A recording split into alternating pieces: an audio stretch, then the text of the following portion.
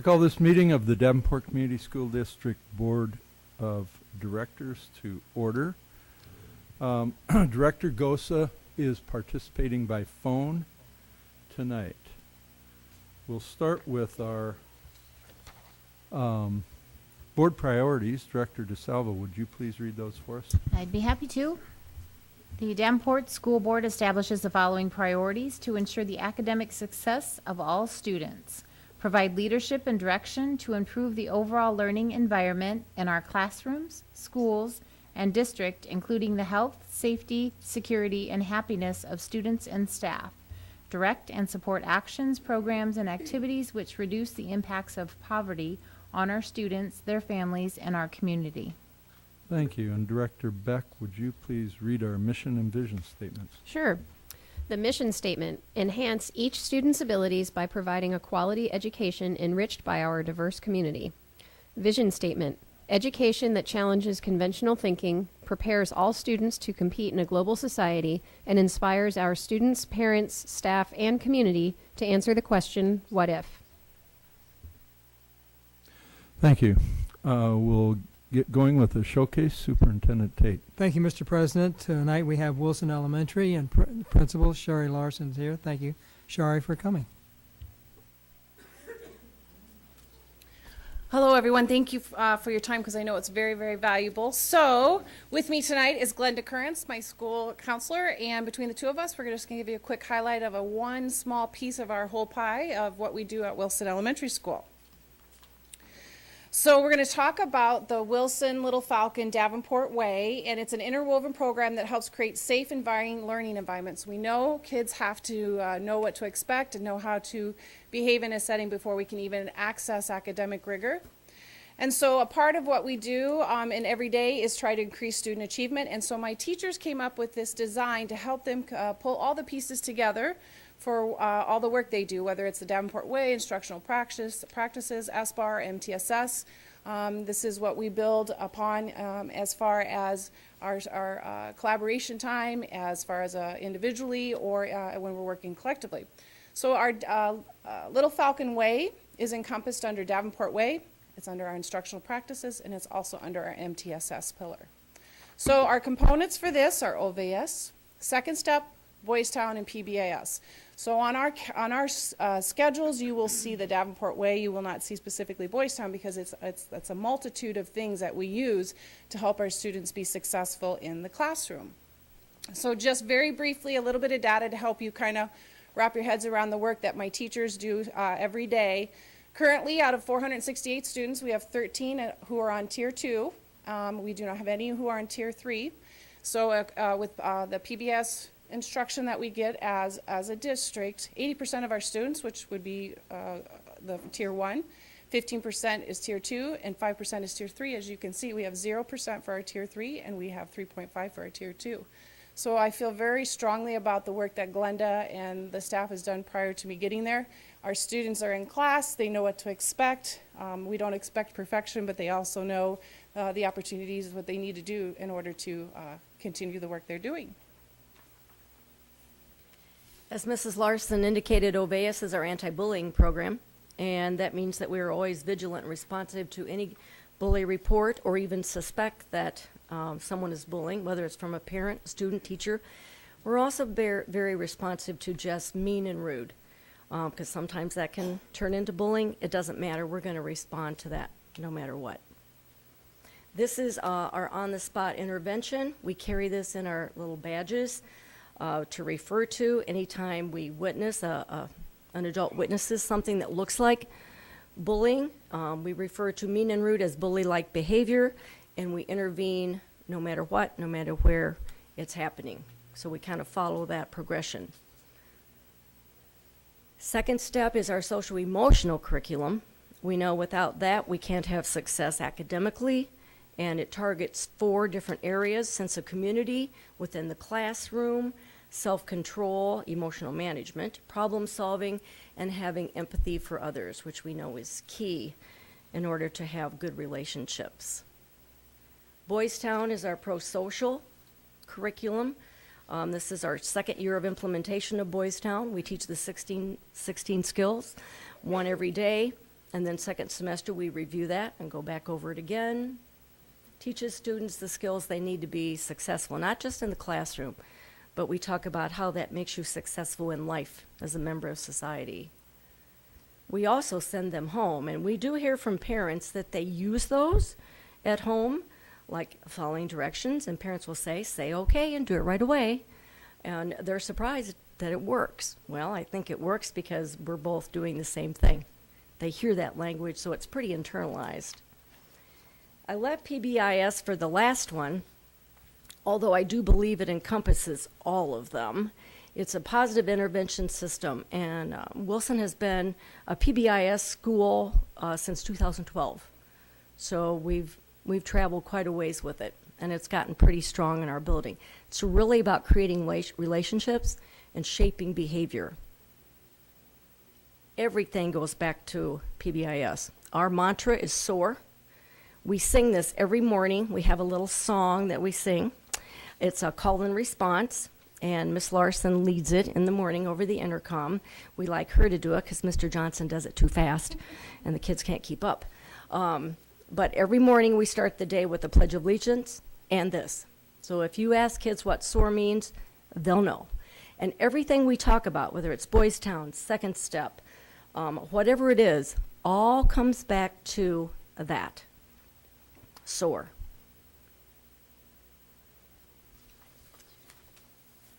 Okay, just a couple more items. Our interventions that we use with the students that encompasses all the parts of the Little Falcon Way is hard data, and I'll show you a tool we use, the SIT tool that you've probably heard something about, anecdotal and observational data.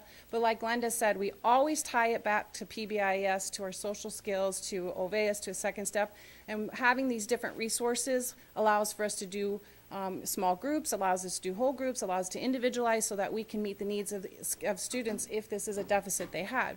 Because what's ironic in our educational community is we recognize math deficits and we recognize reading deficits and those type of things, but kids have social skills deficits, and so that's our job, is to help them be successful. So a convergence of data is always used. The SIT tool that the district collaborated with the AEA on has been outstanding as a part of our resources, Tableau, observation, anecdotal, reflection, and even including the child. We include the child in everything that we do, and tailoring their Tier 2 and Tier 3 plans, helping to build those relationships with multiple adults across the building, because what we want kids to be able to do is generalize the abilities and skills that we're teaching them beyond what we do just in that classroom. So here are some examples of our tier cards. This would be a Tier 2 card. The beauty of this one is it really focuses on the adult relationships with the child. This would be more of a Tier 3, a more intensive one that has more of the corrective teaching pieces, which is something that you have to track when things aren't working. You have to be able to speak to those types of data components. So we review weekly with the student, with the teacher, with the counselor, myself, our SAM, our SIT team, and then our Falcon Committee, which Glenda has led. It does a really nice job of then keeping our global perspective. So one of the things we share with the staff, this is just an example of what Glenda shared at the end of the first quarter, was the number of students on a Tier 2, the number of students on a Tier 3. Mindful of, are we also making sure we're supplying our teachers with the knowledge and the training and the tools they need to be successful? And so this also drives some of our PD. So that's us in a nutshell for the Little Falcon Way.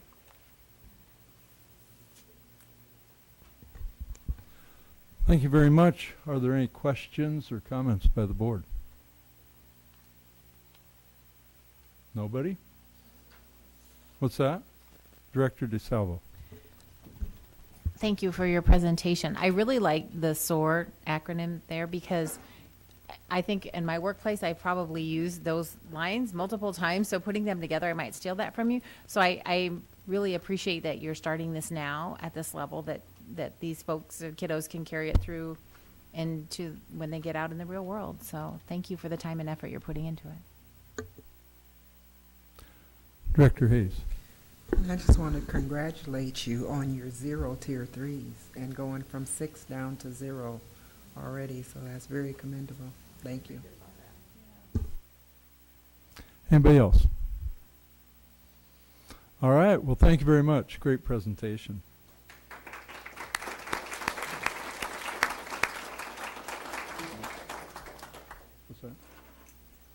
All right, Superintendent Tate. Thank you, President Johansson. I'll call on Don Saul to come forward. Thank you.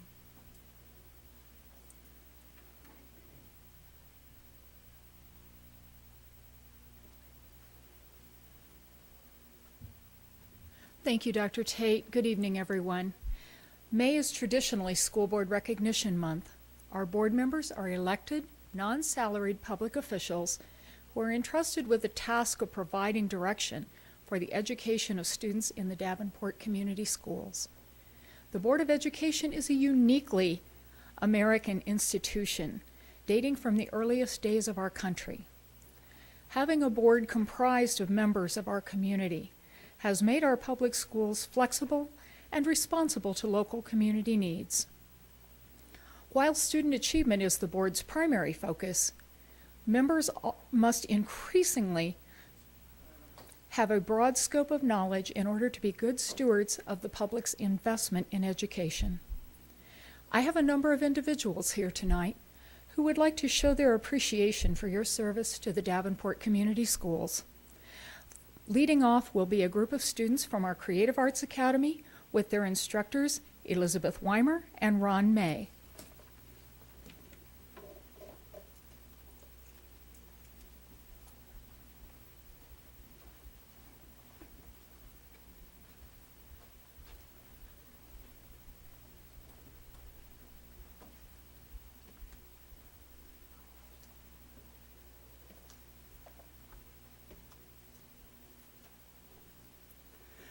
Hello, I'm Elizabeth Weimer. I teach music and integrated arts for 7th and 8th grade at the Creative Arts Academy, and we have Mr. Ron May, who's now hidden back here.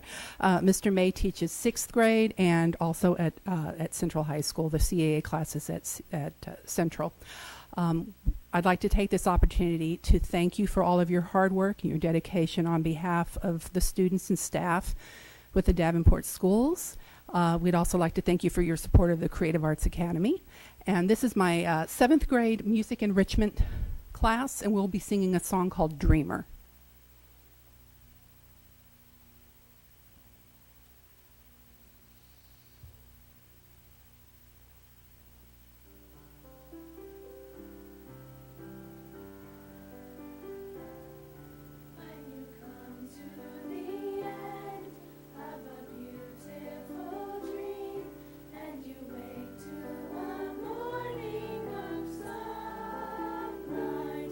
Do you ever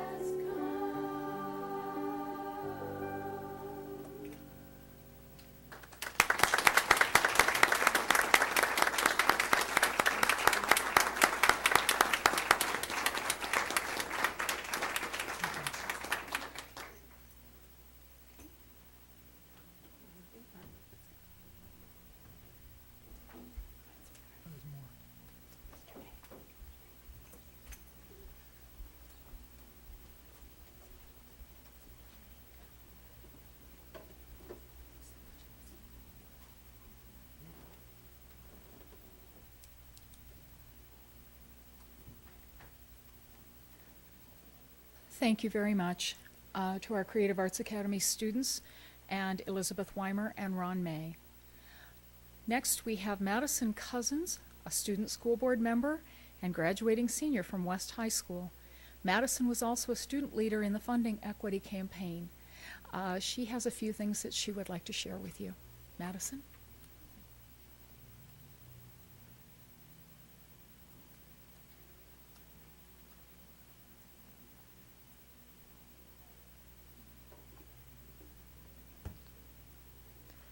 As Dawn said, I've had the honor and the privilege to work with all of you members of the school board over the last 4 years.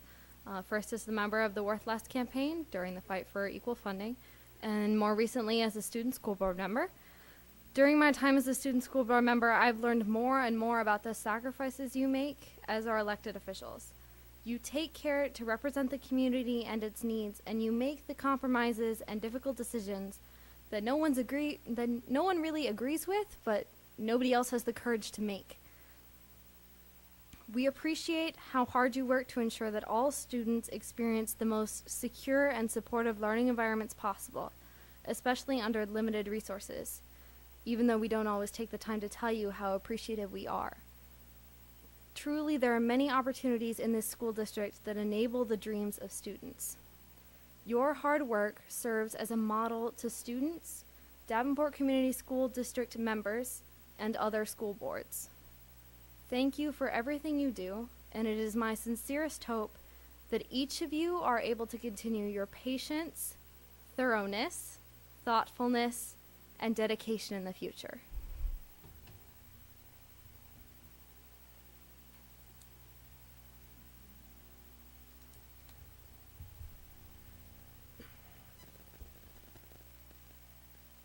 There is a woman here that we know very well. Her name is Margaret Buckton, and she would have loved to have been with you tonight. Because she couldn't be here, she sent a letter that she asked me to read to you. Dear Davenport School Board members, John Cotter wrote in an article in Forbes in 2011 regarding change management versus change leadership.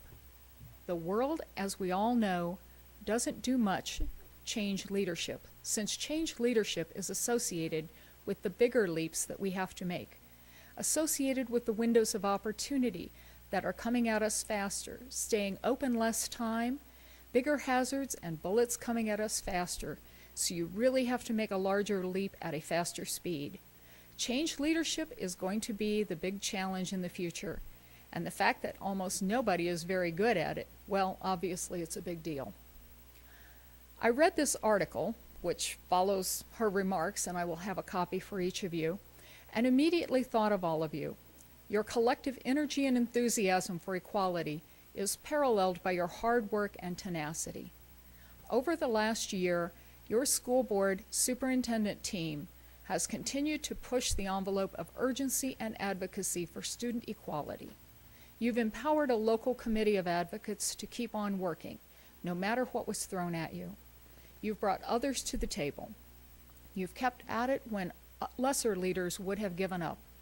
You've led on behalf of your students, encouraged and engaged students in their own advocacy, and taught the lesson twice by educating them and by exemplifying the very behavior they need to see.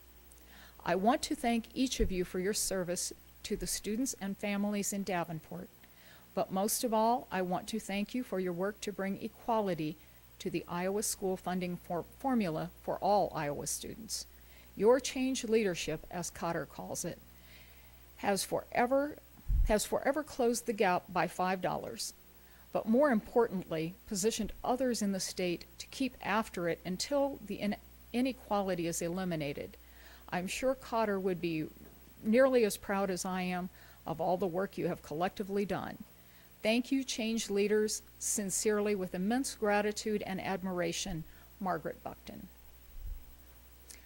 Finally, Superintendent Tate, did you have anything you would like to add? A few comments. Thank you, Dawn, very much. Certainly. There's never been a more difficult time to be a board member, regardless of whatever district you're in. Urban districts have a special set of challenges, and your decisions are often a matter of life and death. You are open to being bold and trying new things. You challenge us to be better leaders. You ask the right questions which drive the district to constantly improve. You're patient and listen. You're courageous and stand up for equity. And it's my pleasure and honor to serve with you, and thank you for what you do.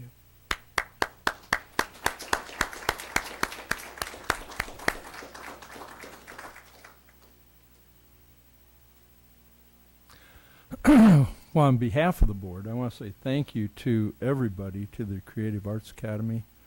Madison, thank you for your kind words.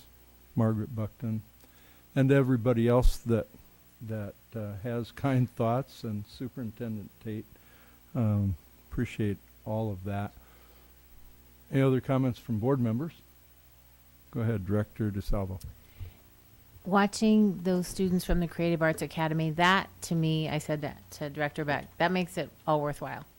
You know, those moments when it's so hard and there's no good way for us to go, and then you see that, and then I know it's going to be okay, and we will find a way through these very difficult times. So I'm afraid they all left, and I really wanted to thank them because it really, really meant a lot to me that they were here. So. Yep, it did. Thank you. Anybody else? Director Hayes. Just kind of to expand on that, just the lyrics of the song too, just kind of got you a little bit with all the things that we're going through. It just lets you know that you can go another day. You can go another day. Thank you. Anybody else? All right, then we'll move on with a presentation. Superintendent Tate. Thank you, Mr. President. We have Mr. Flaherty from Central High School going to talk about our DCSD Future Teachers activities. Thank you, sir, for being with us tonight.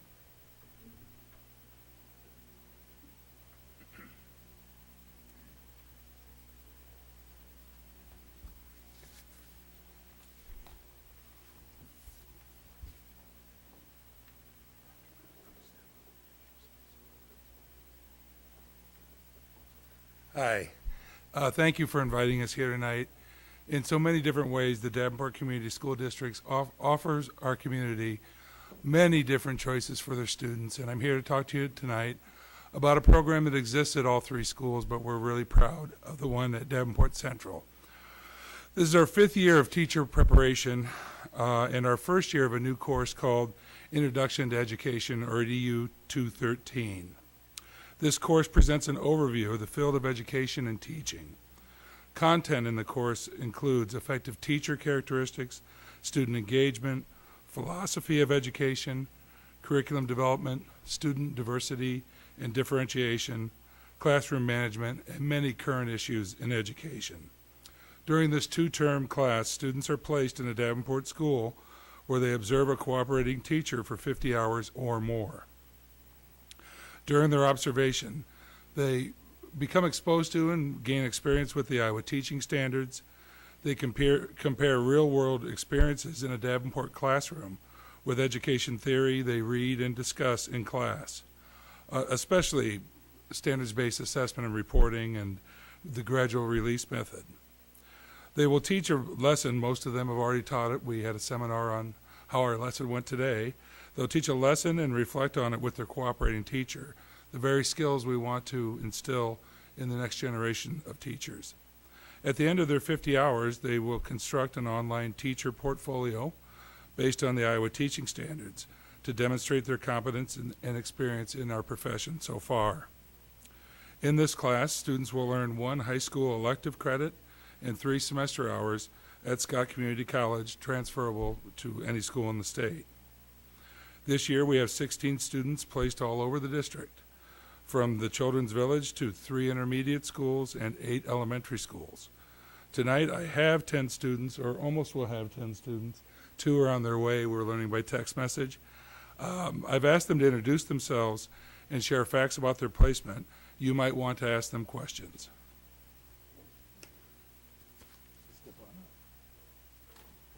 Hi, my name is Ashley DeWispler, and I'm actually a senior at North, but I travel for this course at Central. I observe Sudlow Intermediate School, and I observe Miss Kiewit and Miss Mitchell. They teach 7th grade math, and I observe 2 periods there. And this course has taught me a lot of useful strategies that I hope to incorporate, hopefully, for this district in the future.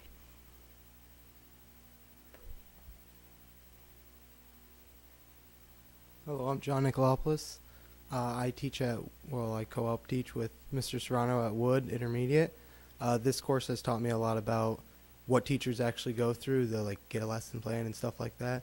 And it also taught about getting kids under control, because middle school kids can be off the wall sometimes. My name's Connor Brunello. Sorry about the appearance. I just came from baseball. I'm placed at McKinley Elementary with Miss Nettleton's 4th grade class. I think the biggest thing I've learned is how to be a better student by having to teach little kids through different methods.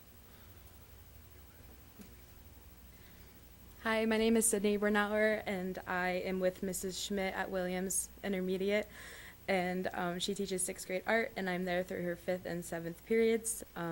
The thing I've learned from her is how to actually deal with kids and form a relationship with them.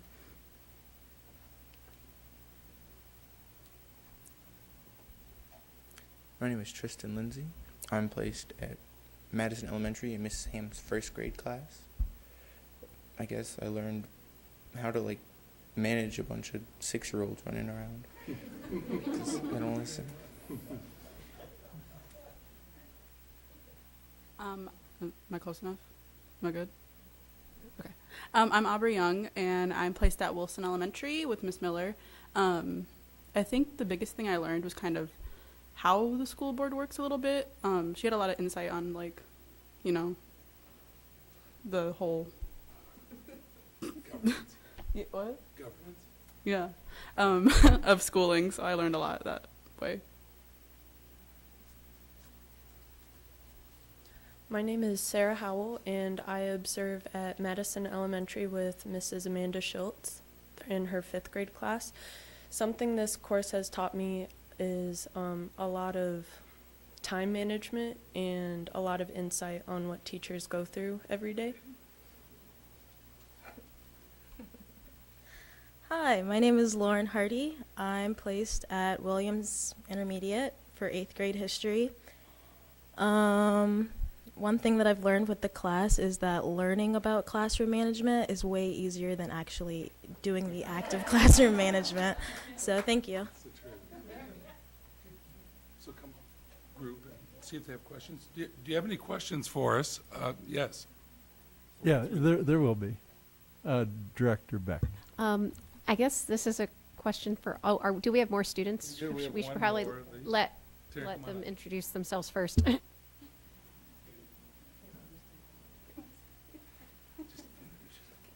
Hi, I'm Taryn, and I taught kindergarten at Washington Elementary. Hey, Mr. Potts.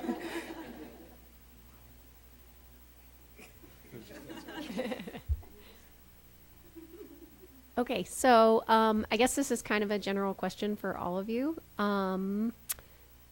Did you take this class because you knew you wanted to be a teacher, or because you were thinking about it and you wanted to find out more about it?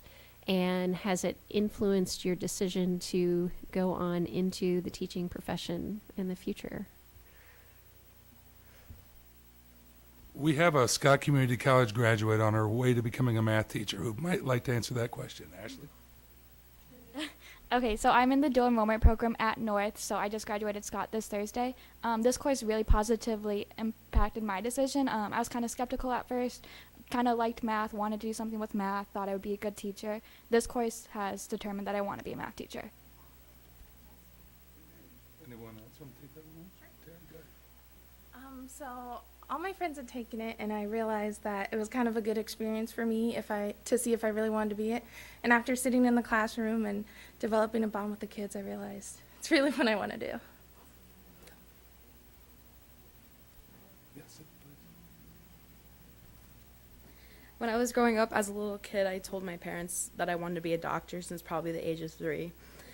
When I got into middle school, I realized how much school it took to be a doctor and how much money it took to be a doctor. I sat back and thought about a career that I could put myself in, and I've always enjoyed school since a young age. So I thought I could be a pretty good teacher, when I was in second or third grade at McKinley Elementary, I asked my mom for my birthday if I could get the program Fast Math because I enjoyed school so much. We later found out that that program is very expensive and not a birthday present. But taking this course, I have definitely decided that's what I want to do because it's very fun to be in this position. I've always kind of known that I wanted to be a teacher. I went into this class thinking I wanted to be a high school physics teacher, but that changed.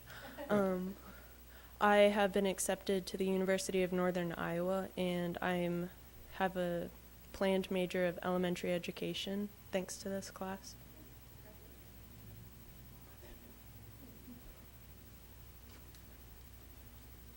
I kind of came to this class thinking that I wanted to be a teacher, and I'm not completely against being a teacher. I think teachers are like super important, and I have more of like a value for teachers now, because you see like all they go through, and you're like, whoa.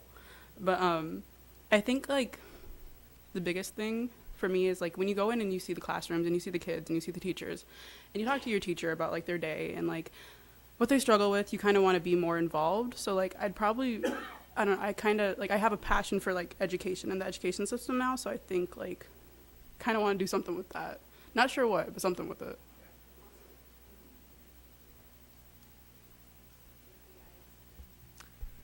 Director DaSilva.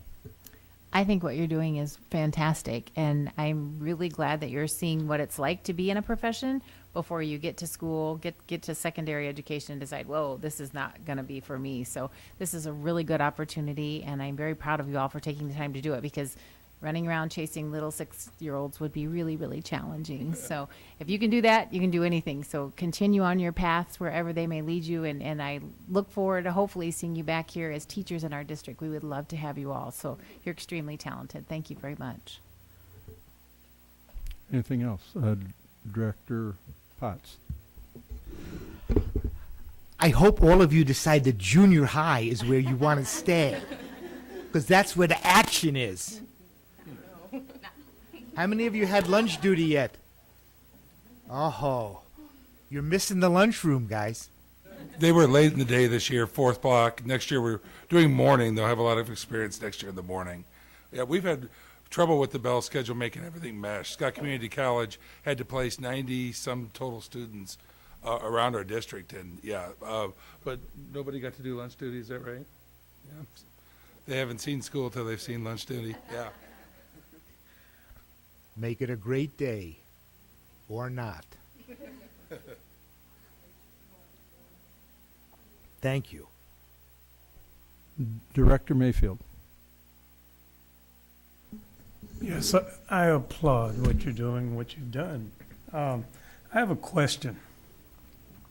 Because of the experience that you just had, you know, I think all of you like learning, as most teachers have to have a love for learning. You think they just tell others what to do and that they teach others, but wanting to learn themselves, this is an everyday thing, is I recognize they're a student as well as a teacher. Can any of you tell me how it has made you a better student by helping someone else?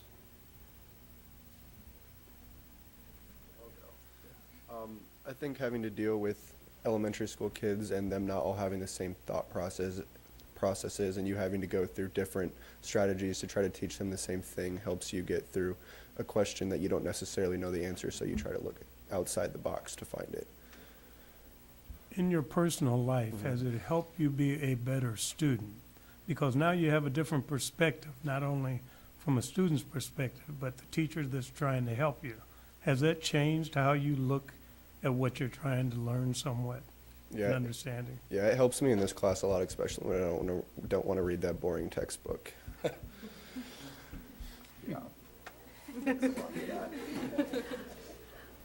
I think it's helped me a lot because I've had 2 classes with Flaherty, and the government class, I realize a lot of his methods and stuff. And so when he mentions it, I'm like, okay, I read this in my book.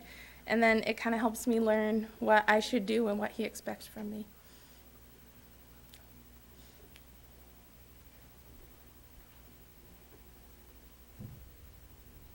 When I was in middle school, I went to Sudlow, and I had Mr. Potts.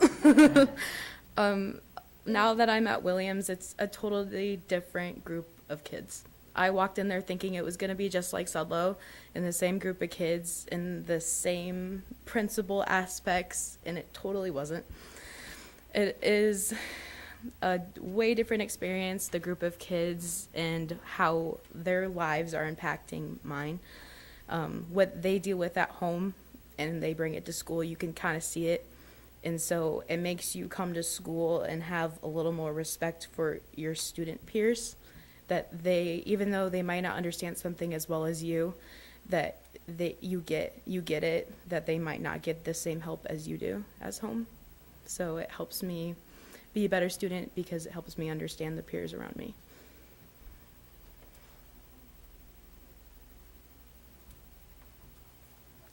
As a student, I think this class gives me a better realization of the teacher's perspective of how they handle. Like, I pick up on cues more, and I notice other things that the teacher tries to give us. Like, I never noticed before, like, if a teacher said you should write this down, that it's probably going to be on the test. But now I do, so. Hello again. I have not always been the best student at like keeping my work up and doing stuff like that. But this class, since it is a college course and it is a 200 class, has really gotten on me that like work needs to be turned in and there's not always late points here and all this other stuff. So I think it has really taught me that to be a better student and how to work harder.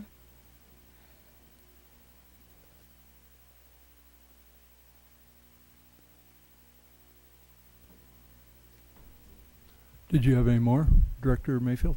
I would just like to thank them for doing what you are, because I think to give to others, to help others, is one of the highest things that you can do. And I see you have the heart and the mind to do that. So thank you for what you're doing. Thank you, Director Baek. And I just wanted to wrap up by saying thank you as well for spending time in our classrooms. We really appreciate it. Even if you decide not to go into teaching, that's okay. Spending time with our kids now is a really important thing, so we really appreciate that. Thanks. Okay, anybody else? Thank you very much for sponsoring the program and giving me the chance to teach this class. It is the highlight of a long career to be able to help induce people into the profession and do it right, meet deadlines, work hard. These students have got their eyes open to this course, all because of your hard work in putting such a unique program together in the Davenport schools. Thank you. Well, Mr. Flaherty, thank you very much. And you used the word induce there. Yeah, induction. And and I was thinking about how inspirational you are as a person, a teacher, and a leader. And I wanted to thank you for helping our students do everything they can in all of your classes. But thank you very much. And thank all of you.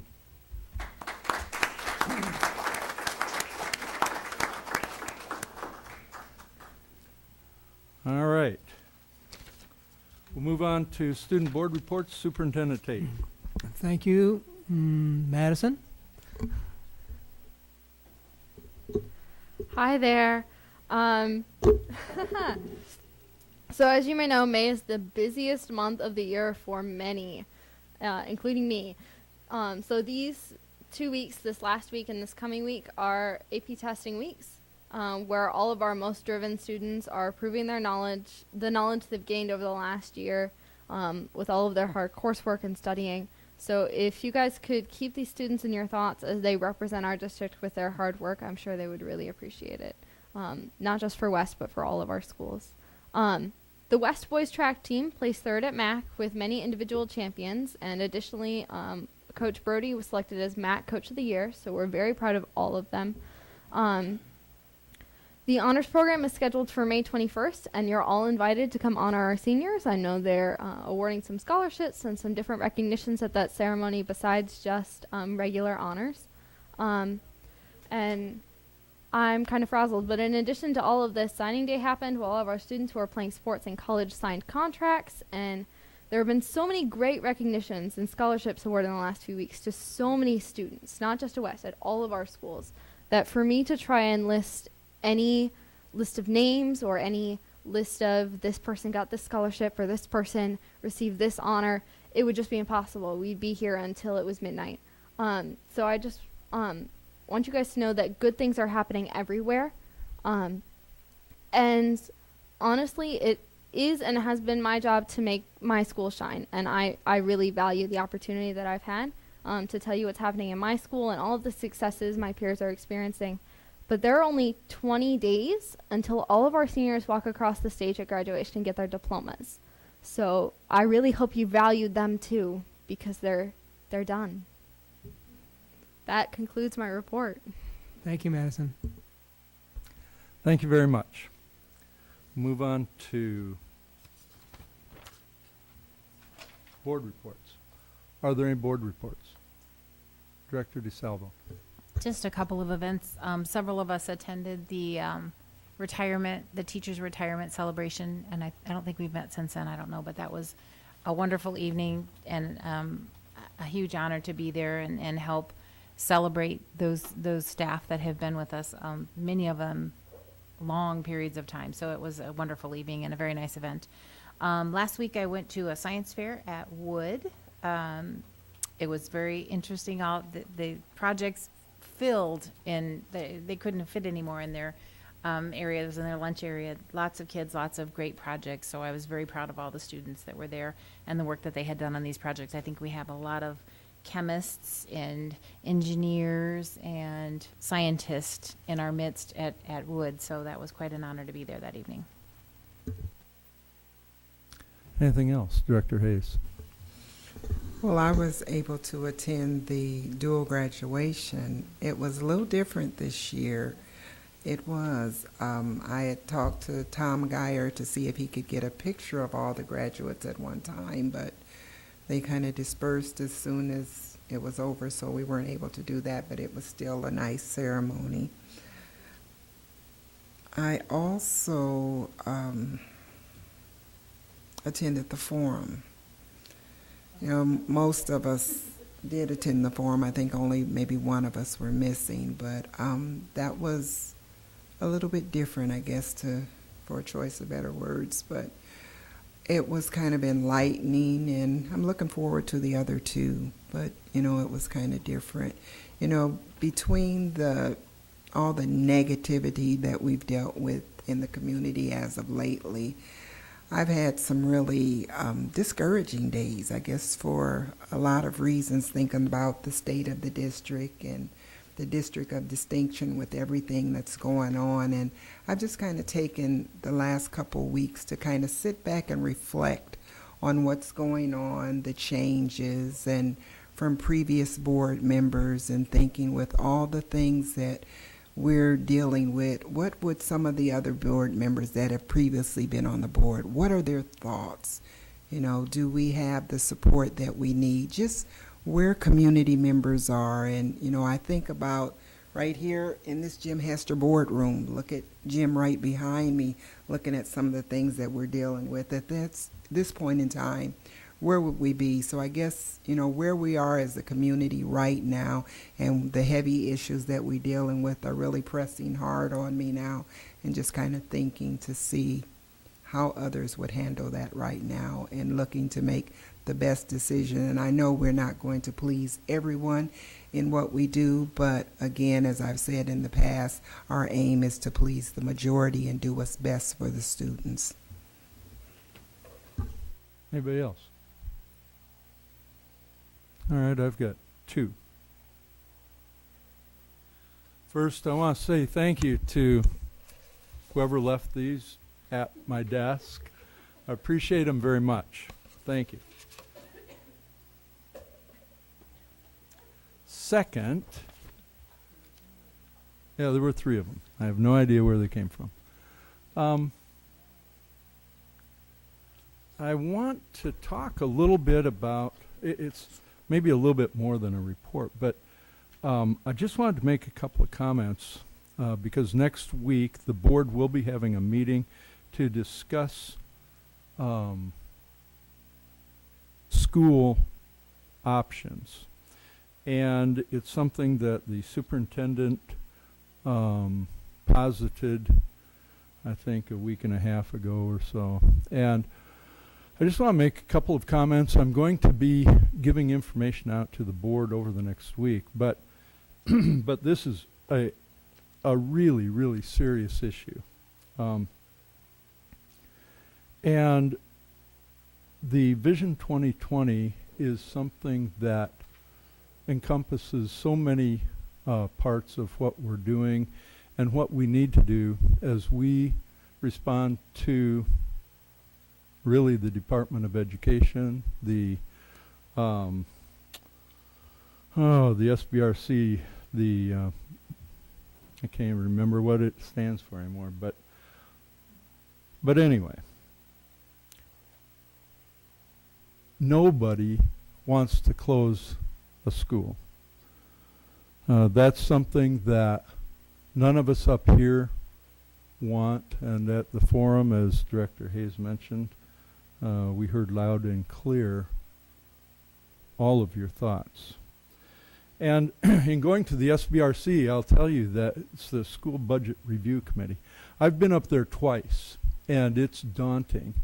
And we have to have a plan as we move forward. And it's just, we've got to figure this thing out.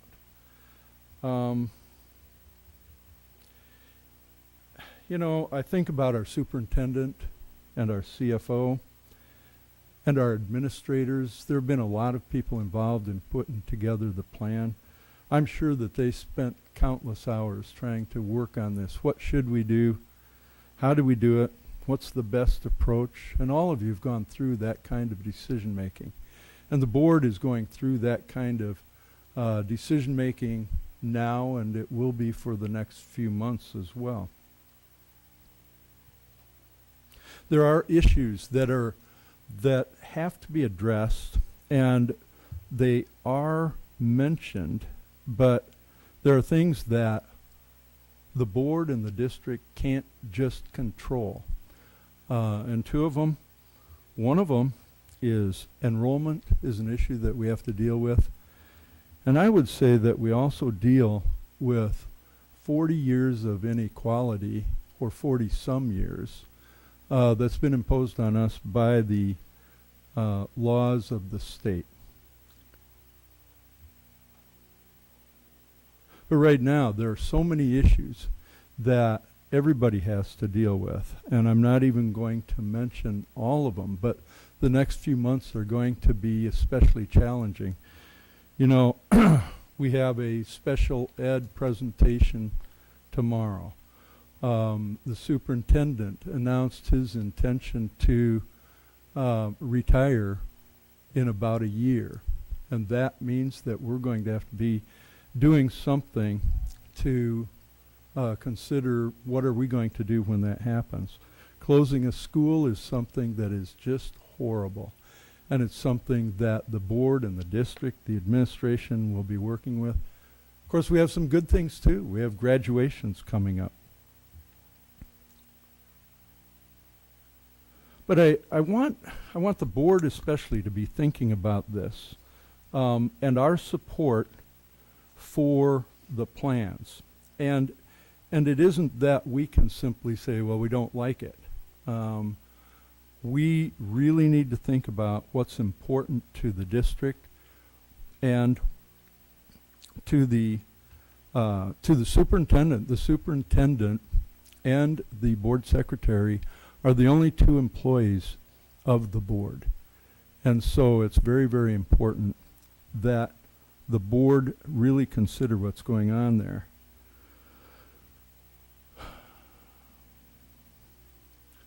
You know, everybody out there is important. Our whole community is important. And we do appreciate what you're saying. And we are listening. Your passion is laudable. We have to listen to our students, our parents, and our community. But as well, we listen to our administrators. And they're trying to do their best to give options to the board so the board can make the best decision possible. The board has asked for additional options, and that will be part of the discussion next week as well. And so I would encourage the board again to be very, very well prepared for that meeting next week. And again, I'll pass out some information later, especially what is the SBRC, how does it work, what are the implications of not getting this vision cleared through the department. And I think that one of the things that people sometimes have the idea that the board has made up its mind already. And I will guarantee you that that is not true. And I don't know how to say it any clearer. And I know there are those people out there that probably think I'm full of hooey when I say that. But I'm absolutely serious. These things that we're dealing with are just mind-bending. We wrestle with them. We don't sleep over them, and it's really horrible to mess with some of these decisions. But we're going to do it. We're just at the beginning of the process, but we have tried to inform the community and everybody of our intentions, and we try to keep it transparent so that people can participate and understand what the board is doing, even if you don't always like it. But we will be doing it in public. And I like I say, I'll reserve some of my other comments for next week, and I apologize for looking at the time. I have an emergency that I'm going to have to leave for about 5 minutes on. But I hope that all of you are able to respect everybody involved in the process. We do seek your honor and respect in everything that we're doing, and we will be doing the best job we can as a board. So I'll just, I'll leave it at that. And what I'd like to do is to hand the chair over to Vice President Hayes and I apologize, it's something I hate to do, but I have to do it before 7 o'clock. So I'll be back as quickly as I can.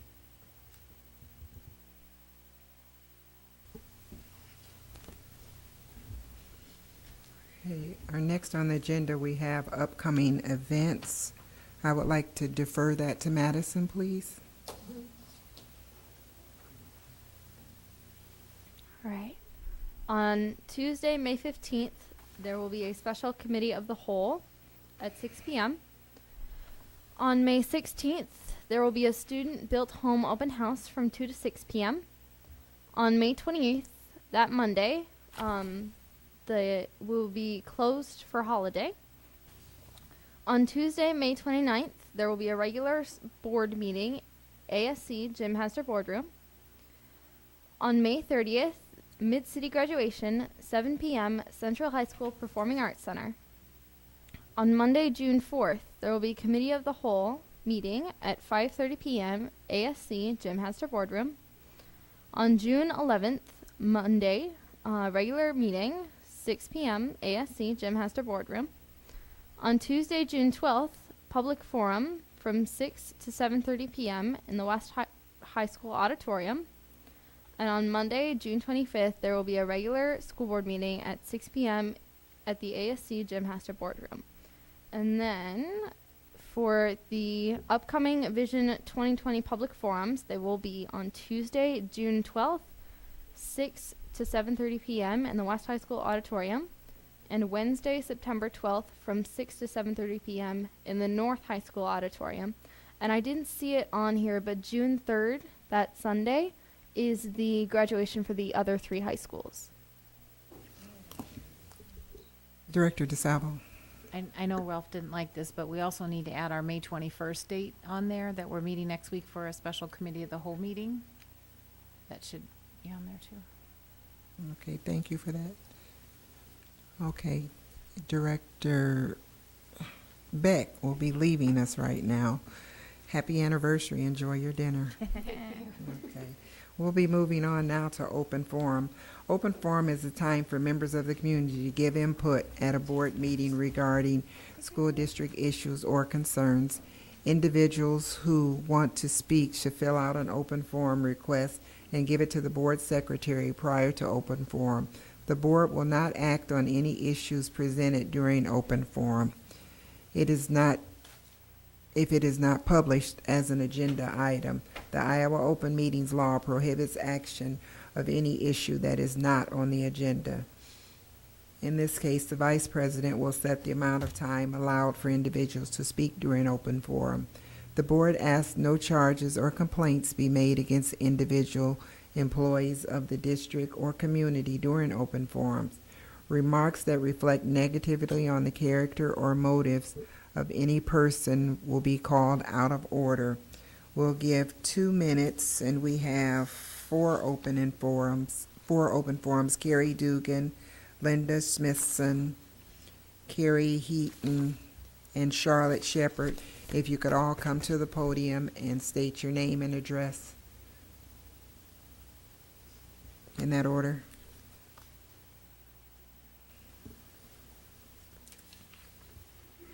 Hi, I'm Carrie Dugan. My address is 630 East Colorado Street here in Davenport. And I'm just here to give you guys an update on the special ed situation. We talked to you guys in January about the situation in special education. As you know, special education department has been found in non-compliance with federal law in a variety of ways. Linda and Dan had requested that you guys do a special education council to get parents involved. I just need you to know there wasn't a whole lot of parent involvement as far as being heard by the district. So if you guys could maybe rethink, the council was set up as presentation of placement options. We need a forum in which parents are allowed to be heard. We still haven't gotten that in any way, shape, or form. So we have created our own forum. We have now district-wide Davenport. It's a district-wide PTO. We are working to ensure the rights of all of our students as they are not being insured by the district. We are starting out Thursday, and we are all welcome to come. You've all gotten invitations. We do realize that you cannot all come, so we'd hope to see a few faces. We also know that you guys are going to be hearing tomorrow from Ms. Patty Pace Tracy, Director of Special Education, and that she will be answering for the audit. It has become glaringly clear that not all of you guys have a background in special education. That's totally understandable. So we have put together some questions that we need answered to get to the bottom of this problem. I'm going to give you each one. There's a lot of them, I realize, so if you guys can look through them thoughtfully, ask as many as you can. This is a serious situation and is not getting addressed. See your stuff? Yeah, but can you go down to the next one?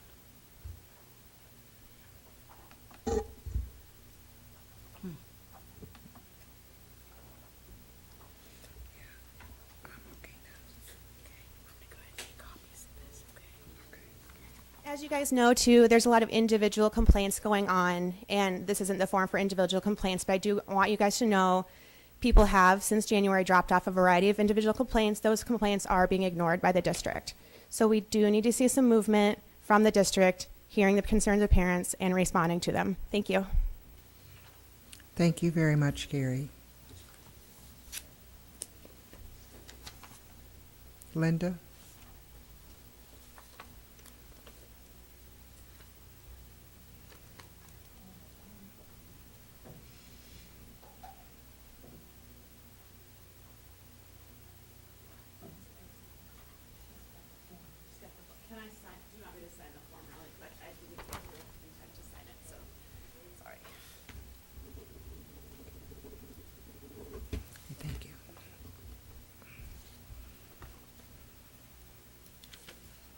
Linda Smithson, 1550 Tanglefoot Lane, Bettendorf, Iowa. I'm a teacher at Smart Intermediate School.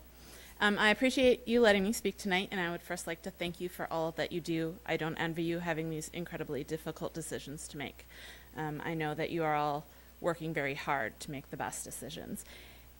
I've been in attendance at the board meetings as much as possible since the Vision 2020 plan was announced, including the public forum last Wednesday held at Central. And in listening to the parents, students, and community members who spoke at the forum last week and at board meetings, there have been two very distinct messages that have been pretty clear. First, the message is that the community is very concerned about closing any schools and how it will affect the Davenport community. There is concern for the students, the neighborhoods, and in fact the entire district and how it will affect the city. Many of the parents who spoke Wednesday weren't even from the schools who could possibly be closed, and I thought that was really interesting. They asked how the decisions were made and by whom they were made, and many noted that they felt that community input should have been considered when making these decisions. The second message was that the community is very concerned with the bigger issues that the district is facing. They asked time and again what was being done to address these things. There were concerns about the special education audit, Dr. Tate's retirement, the Vision 2020 plan, how it plays into the SBRC, the state's role in approving the plan, and even how the schools out in Bluegrass, Buffalo, and Walcott play into all of these issues. It's also very clear that declining enrollment is an issue that the community wants the district to address. Several community members asked how the city was involved, the Chamber of Commerce, and other stakeholders. They wanted to know what had been done to reach out to them. And many of you as board members have even commented that the district needs to look for the cause of declining enrollment, and they need to address it, or we're just going to be back here again and again. So I respectfully ask that you as the board consider looking again at the 5-year facilities plan, including the Vision 2020 part. See, the facilities plan spans 5 years, with reducing an attendance center slated for the 2019-2020 school year. But the plan goes through 2023. And the years after 2020, so the 2021, 21-22, and 22-23 years, contain minimal cuts with an average of about $3 million saved each year, achieved mainly through insurance holidays, early retirement, and energy efficiencies. But with the issues that the district is facing, particularly the retirement of Dr. Tate, the problems with the noncompliance of IDEA, and declining enrollment, I think you should consider moving the closing of a school to a later year in the plan. Doing so would allow you as a board and administration to address these pressing concerns and give you time as a board to look at alternatives to save the $1.2 million that closing a school would put back into the general fund. Making a change in the plan could allow you as a board and administration to remedy the very pressing issues that you face. The special ed noncompliance, the concerns raised about discrimination and discipline, all kinds of things like that. It would allow you to form a committee that brings the major stakeholders in our community to address the declining enrollment issue, including city leaders, community members, law enforcement, and community agencies. This group would really need to be willing to ask the hard questions of why people are choosing not to send their students to Davenport schools, and then what can we do to address those reasons. The community has asked you to look deep down at the reasons that enrollment is declining and to think outside of the box and ask for outside help in creating a plan to bring students back. It would also allow you as a school board to set a priority to search for a superintendent who is an open-minded person and who is willing to take on the important issues and problems that we have as a district. To look for a person who is willing to take on the difficult task of bringing the administration, the board, and the community together to create a district plan that parents want, that create a district that parents want their children to graduate from. So I ask you as a board to listen to what the community has asked for. Time and again, you reiterate how it makes a difference to speak up. So I ask you to stand behind that and show our community that the students of this district are worth the time and effort, and that you are listening to what the people who elected you want, and that you are willing to look for creative ways to solve these challenges. Thank you. Thank you very much. Carrie Heaton. My name is Carrie Heaton. I live at 1129 East 15th Street in Davenport. I want to acknowledge that this decision that you guys have to make is impossible. Somebody's not going to be happy somewhere along the way. And again, I do not want to be in your position. I do not, it's up to you guys. But I do thank you for taking the time to listen to us, to listen to all of our concerns. That does mean a lot. Last time I spoke to you guys, I came at it as a standpoint. I was a concerned Washington Elementary student parent. Now I am a concerned Davenport School District parent. The options for 2020, personal opinion on this, I feel that the options laid out have taken each school individually and set them against each other. So in a time where we need to come together as a community to be one, to have one voice, each school is fighting for their own school. And there's so many schools in the options that it creates this huge divide. And personally, I don't think that that's an acceptable way to handle what's going on. My husband, Wes, and I went home after the open forum, and we talked at length about what the 2020 plan would mean for us. So if Washington and Buchanan both closed, what that would actually mean for our family. And there were two things that we came out of our at-home discussion with, and that is fear and fear. So the first fear I want to talk about is my child. I want to talk about the relationship she's made at school. She's only in first grade, but she has friends. She has a little boyfriend that she dotes over and just loves him. And my biggest fear with her and that is you're going to rip these kids out of their classrooms, out of their friends, and then put them in other schools, which we all need to deal with change. It happens. We change jobs. When you grow up, you go to college, you change. I just don't want the new kids to not accept those kids, and it's this whole, and it could be in my head, but it's my fear. I also see the fear on fifth graders' faces at Washington when they talk about, is our school going to close? And to me, that is an impossible amount of worry to put on a fifth grader's shoulders. So, coming at it from that standpoint, I also want to talk about my fear as a parent. Wes and I bought our house in Davenport. We will have our house paid off in 3 years. That gives us options. And I want to address the declining enrollment part of this. I love my house. I love my neighborhood. I love my school. I love the Davenport School District. Scarlett has learned so much leaps and bounds, and I don't want to leave it. But I looked back and I saw, so Lincoln closed 2012, J.B. Young closed 2016, and now another school is going to close possibly 2019, 2020. That's 3 schools in the time Wes and I have lived here. So when our house is paid off in the next 2 to 3 years, that gives us options.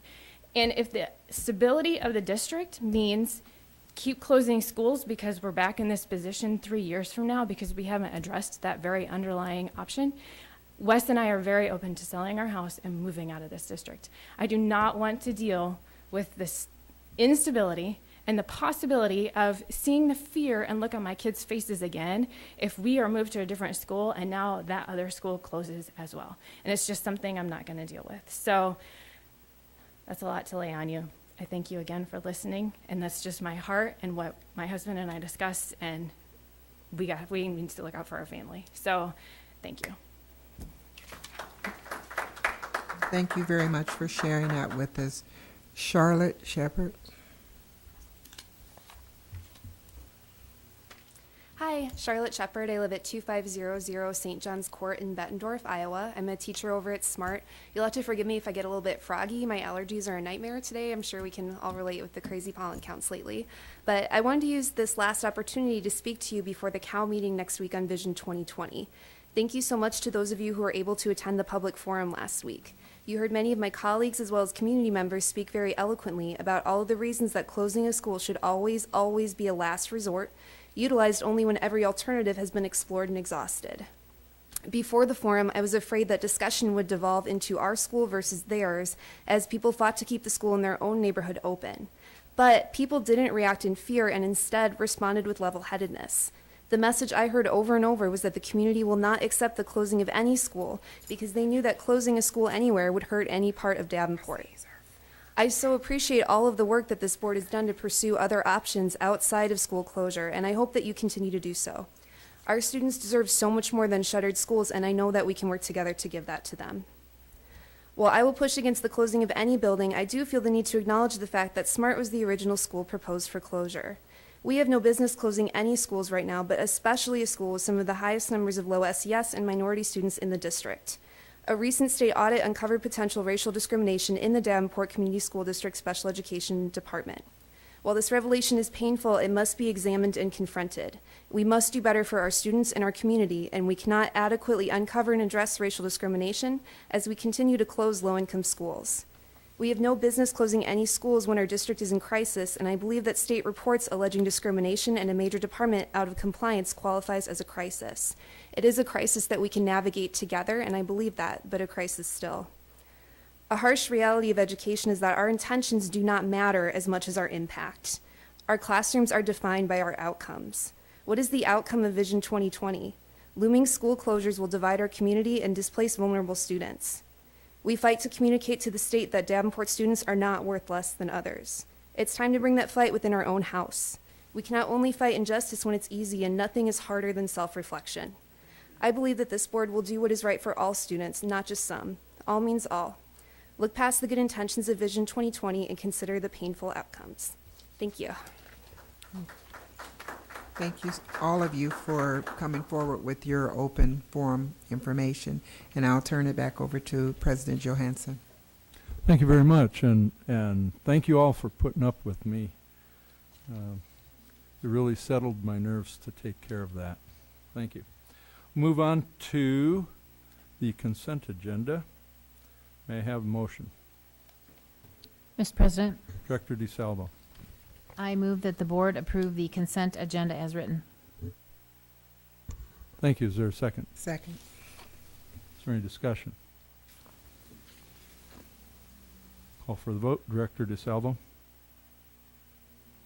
Oh, well, I apologize. I didn't see it.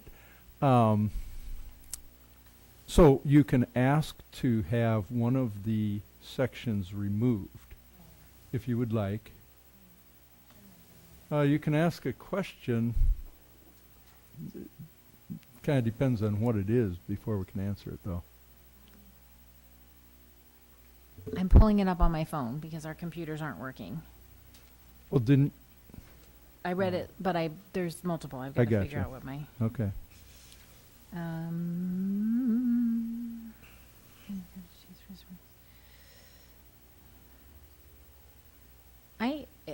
Can I ask a question? We'll try it.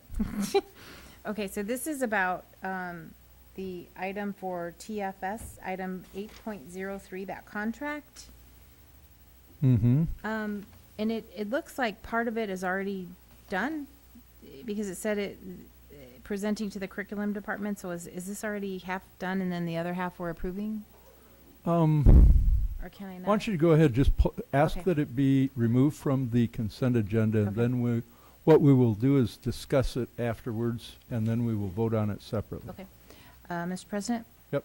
I move that section 8.03 from the consent agenda be removed. Okay, very good. So, so the motion right now is that to move the consent agenda sections 8.01, 8.02, 8.04, 8.05, and it will not include 8.03. 8.03 will be considered right after the vote on the consent agenda. Is there any other discussion? Yes. Director Mayfield. I would like to, and I understand the problem that we have with Canada, but to vote on the consent agenda and not have each item here, I have a problem with that.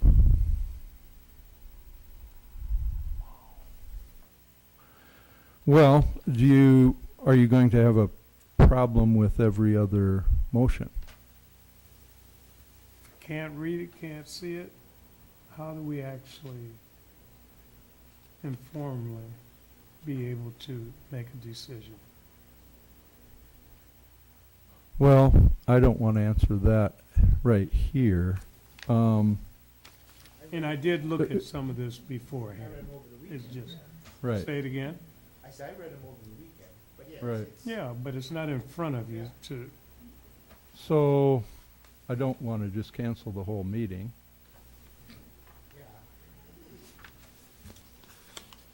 Mary is getting information right now on the policies so that we can discuss those.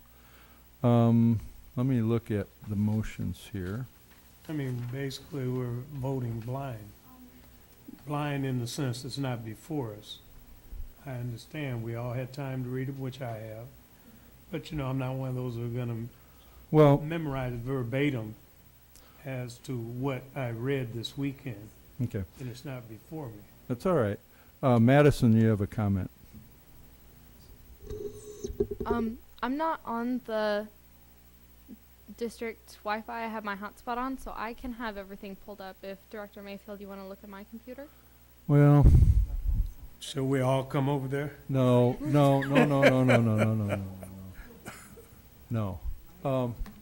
Hmm? You got yours on? Who all has their computers running, though? You don't? You don't. And I tried to get it on my laptop, and I didn't get it there.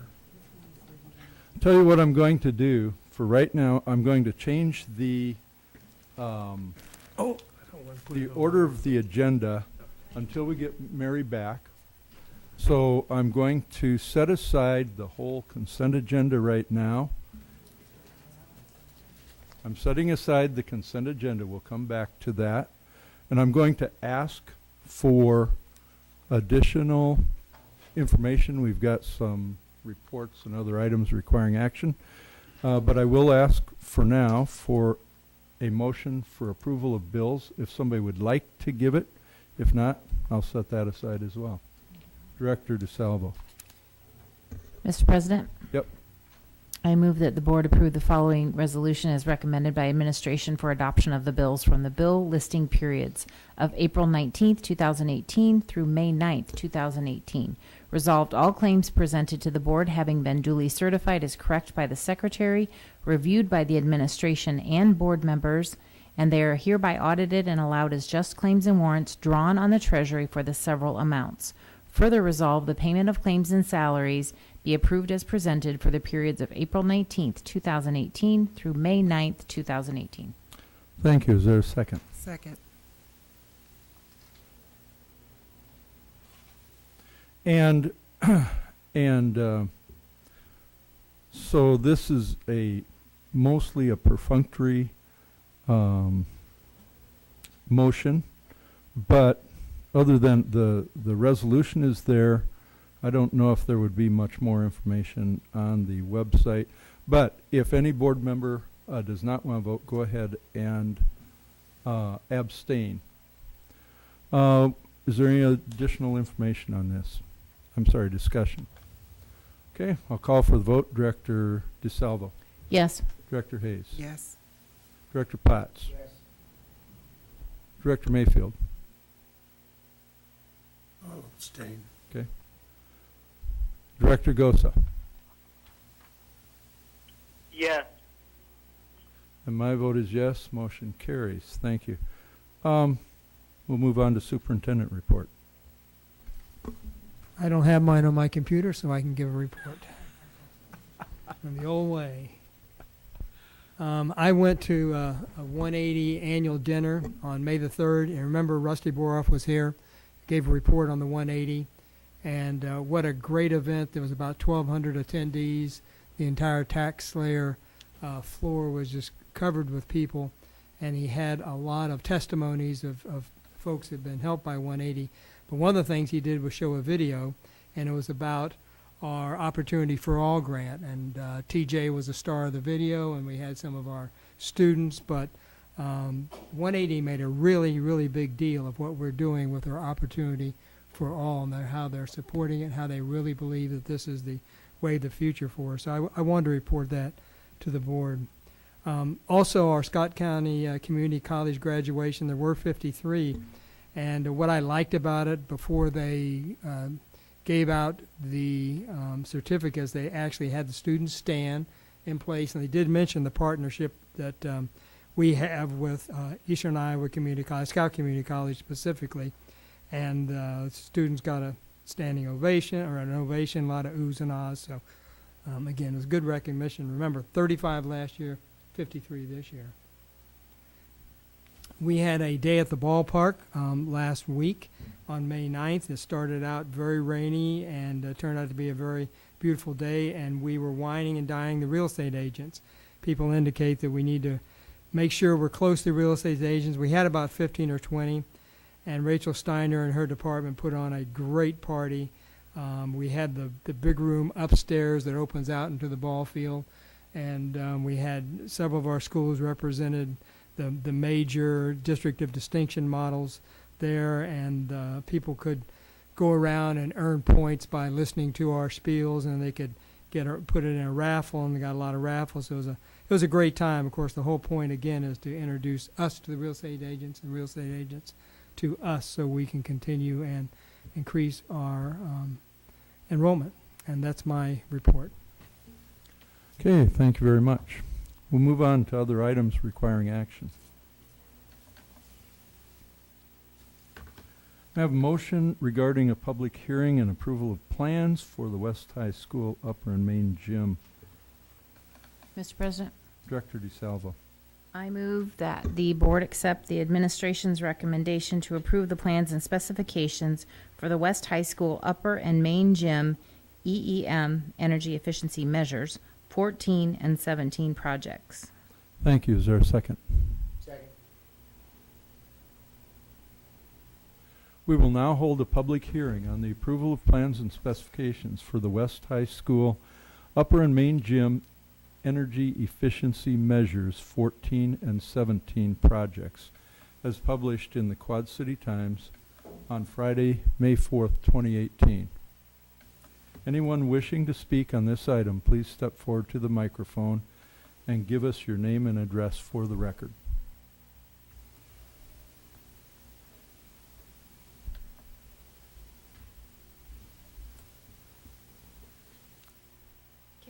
Carrie Heaton, 1129 East 15th Street. So I just want, in the past, going back to the Sudlow project, that we estimated a certain dollar amount and they went over by over $1 million. So this is estimated at $262,000. And my question is there a built-in contingency that if it goes over that they have a few extra dollars saved in, or is the 262 a firm number and then that's what's going to be? Because it seems like a lot of our projects that I've noticed coming to the meetings end up at a certain starting point and then they just keep going and going. So that's just my question on this one. So. Okay, thank you for your question. Is there anybody else that would like to come up to the microphone on this matter? All right. Seeing and hearing none, I now declare the public hearing closed. Is there any additional discussion on this matter? Excuse me? It's a hearing that I think it would be appropriate if somebody, and I don't know, Superintendent Tate, whether you have an easy answer for that or how we would respond. We can respond to it. I mean, probably a board member needs to ask the question just to keep it in line. And yeah. But I can have someone come up. If somebody, that's right, if a board member could ask the question, then it would probably be appropriate. Director DaSilva. Mr. President, we've had prior projects in the district that have exceeded the original estimated budget amounts. And is there anything written in this contract that would stick to the $262,000 budgeted for this project? And I guess even taking that a bit further, what's the contingency there if we do go over for unforeseen items that could occur? Generally speaking, we carry 8 to 10% construction contingency in the overall budgets. And that would be true of this. The original budget is always based on engineer's estimate, architect's estimate. I think it timely that I should remark on the Sudlow project that was mentioned. The budget for that is about 1.7 million. In the original conversation with the board, there was an estimate for the new construction of about 750,000. What's been overlooked is there was also about 750,000 of renovations to the existing building. When the board approved the construction contract for Sudlow, it was 1.4 million that was approved, plus the architect's fees, which would have been about 8% of the original. Subsequent to that, the board approved a $200,000 change order to upgrade all of the classroom lighting to LED lighting in order to take advantage of the lighting rebate that Mid-American offered during last year, because that rebate was cut in half from $60 per fixture to $30 a fixture. So what the board approved in 3 separate steps for the Sudlow project was the 1.7 million that actually is the budget. There's a couple of outstanding changes to finish up Sudlow that were not included in the original contract. One of them is the protective film on the windows, and there are some other couple of code things that will be brought to the board, and currently my memory is there's about $130,000 unencumbered, well, in fact I have the number here, remaining in the Sudlow project budget. With the additional change orders that will be soon brought, it will conclude with roughly $60,000 remaining in its budget. So I thought I should perhaps speak to Sudlow as well as mention that included in this project budget for the energy efficiency measures is a project contingency, a construction contingency. In the event that any particular project like this runs over or runs out of its contingencies, there is what we call program contingency. When we do renovations, additions to existing buildings, it's not unusual to encounter found conditions or things that were unknown or not reflected in previous plans and things of that nature that make sense to correct, and those end up being change orders. Excuse me, before I call on any other board members, I made a technical error a few minutes ago, and I failed to declare the public hearing closed when nobody else came up to speak. So I now declare the public hearing closed, and we'll continue then with additional discussion. Director DaSilva. West High is an old school, and have we looked at sprinklers and all of those things that came up at Sudlow that were unforeseen? Has the architect done those things for you? Yes, is the yes. Okay. Thank you. All right. Is there any additional discussion on this matter? Okay. Thank you very much. We will call for the vote. Director DaSilva. Yes. Director Potts. Yes. Director Hayes. Yes. Director Mayfield. Yes. Director Gosa. Yes. And my vote is yes. Motion carries. Thank you.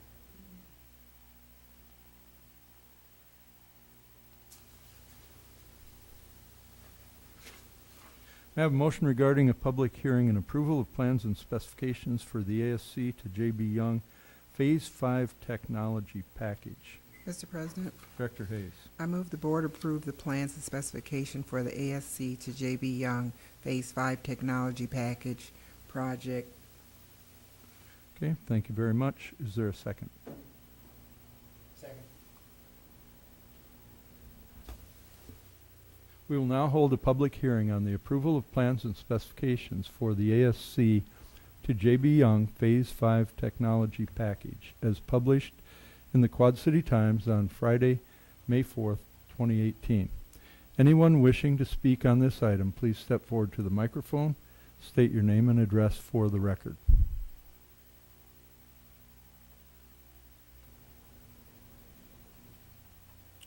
Seeing and hearing none, I now declare the public hearing closed. Is there any additional discussion on this matter? Director Mayfield. I guess my question would be, and maybe it has to be contained just to this subject, but when it comes to JB and what's being done for the ASC, are we on budget? Have we had additions? Should those questions be asked at another time, or can that be included in this as far as, because I know this is about technology, not about the entire project? It's about technology, but it's something that a board member might want to know. So I think you've asked the question, Superintendent Tate. Well, maybe I wasn't as clear as I'd like to be.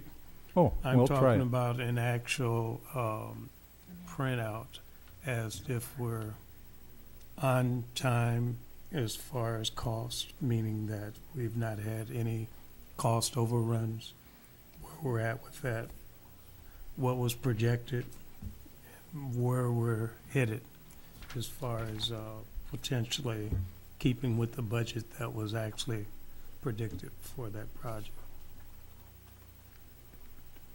We certainly don't have that tonight. I mean, if Yeah, you probably don't have a board report. request, and we can. Right. Yeah, and that would be probably a better way is to prepare a board request. I don't know, Mr. Maloney, can you answer just a summary answer on that, or? Yes, the technology package on which you are voting this evening is about $90,000 more than originally expected or originally estimated. That will be taken from the program contingency, so there is a budget to cover that. Well, that answers technology, but I think you also answered the other larger question. I need to put it in a form of a request to get that information. Yep. Okay. Thank you. Director DaSilva. By the way, the system seems to be back up. I read this. It's long. Can you give me the cliff notes of what this is going to get us? This will get you multiple projectors in the boardroom. This will replace all of the AV equipment that is currently obsolete. This will get the AV equipment for the executive boardroom, electronic messaging throughout the building. Okay. And then I just have to ask, is there anything we can shave off of this to save money? Do we need to be, I want our students to be the most tech savvy, but clearly we're all fumbling around up here. Do we need that level of data or information or technology? Director Sloat and I, Eric and Rudy, have worked through the technology requirements for the building with the consultant you see there, Netrix, which is a firm that specializes in this kind of work. We have tried to provide a technology package that improves on what we currently have in our boardroom, and recall that this room is many more hours of staff development time than public meeting time. And so we have tried to create a package that is current technology, has brighter, more vivid images, so the public and you are better able to see what's projected, and finally to update the AV TV equipment so our recordings will be higher quality, all digital, and the public record of these meetings that's recorded in AV will be far superior to what it currently is. Thanks for pointing that out, that room will be like a multi-purpose room. So it is used much more than just board meetings. It could be used by district employees, staff, training, other things. So that helps. Yes. And both rooms will have a substantially higher level of interactivity for someone to Skype in or someone to call in, and will be much more successful in being able to have a remote board member or a remote presenter of any kind come in to us electronically. Okay, thank you. Any other discussion?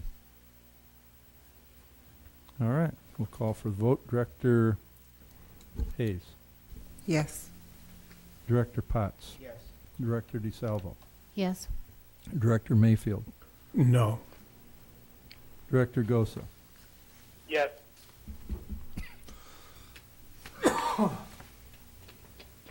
My vote is yes. Motion carries.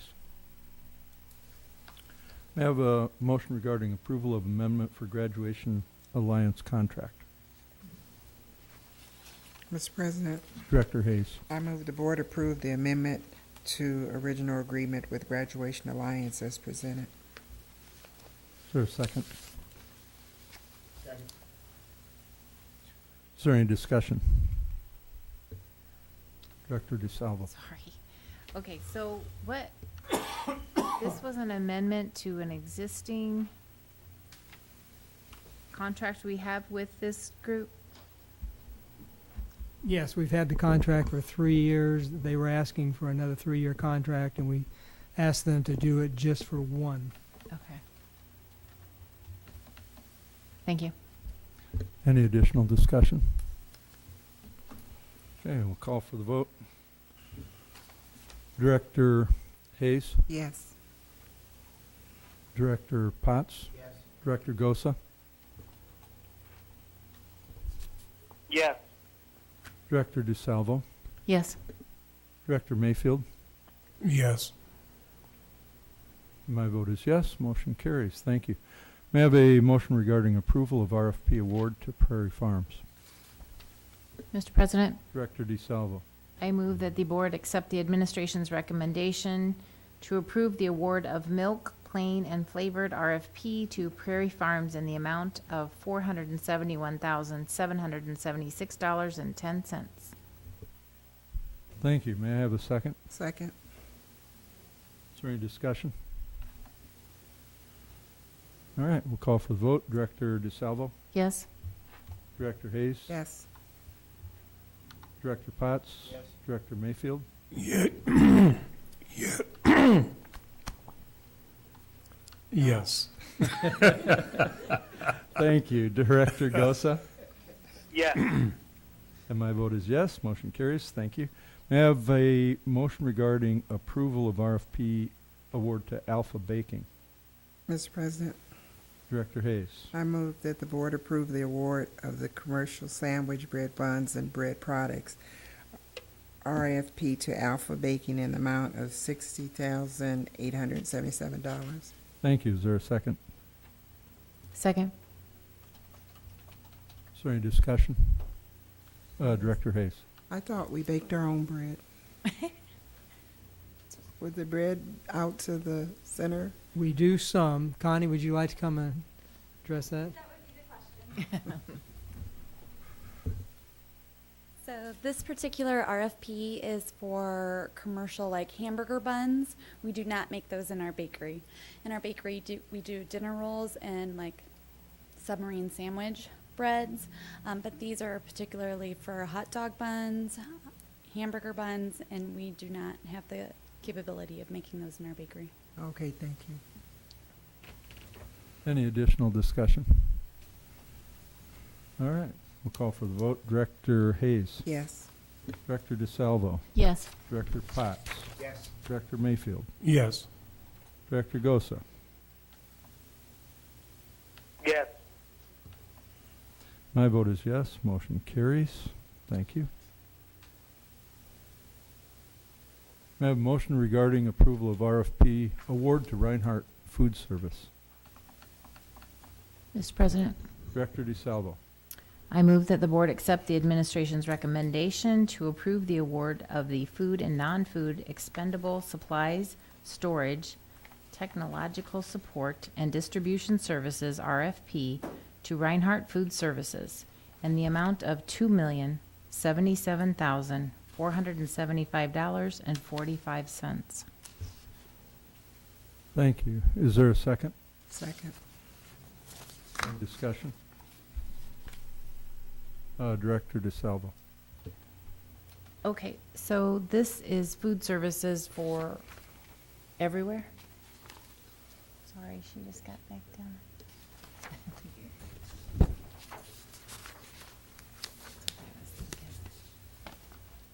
Could you please clarify your question for me? What all will this cover?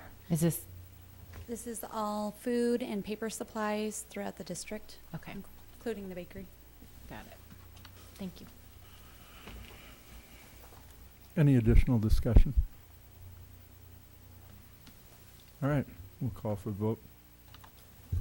Director DaSilva. Yes. Director Hayes. Yes. Director Mayfield. Yes. Director Potts. Yes. Director Gosa. Yes. And my vote is yes. Motion carries.